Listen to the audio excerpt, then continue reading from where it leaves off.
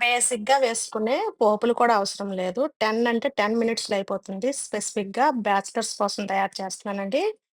ఈ potato fry ముందుగా stove on చేసి, కడాయి పెట్టి ఒక 3, 4 టేబుల్ స్పూన్ల వరకు ఆయిల్ వేసుకొని, మీడియం సైజ్ బంగాళదుంపలను తీసుకొని పీల్ తీసేసి, పైన చిన్న ముక్కలుగా కట్ చేసుకొని, ఒకసారి వాటర్‌లో కడిగిన తర్వాత, ఇలా మనం డైరెక్ట్‌గా ఆయిల్ మరిగిన తర్వాత ఈ ముక్కల్ని ఇందులో వేసుకోవాలి. వేసుకొని ఒక 2 నిమిషాలు వేగించిన తర్వాత మూత పెట్టాలి.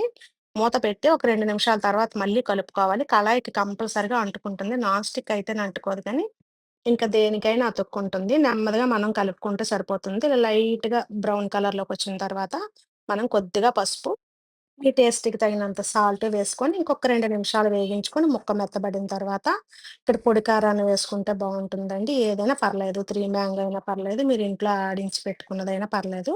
ఇది కూడా వేసుకొని, అలా కలుపుకొని, లాస్ట్‌లో కొద్దిగా కొత్తిమీర గాని, కరివేపాకు గాని వేసుకొని, ఒక్క నిమిషం అలా వేగించుకొని దించేసుకుంటే, ఇది వేడి వేడి అన్నంలో వేసుకొని తింటే చాలా బావుంటుంది. లేదు రైస్‌లో రసం పోసుకొని తింటాము, సైడ్ డిష్‌గా తిన్నా గాని చాలా బావుంటదిది. బ్యాచిలర్స్‌కైతే ఇది బెస్ట్ రెసిపీ అని చెప్తాను.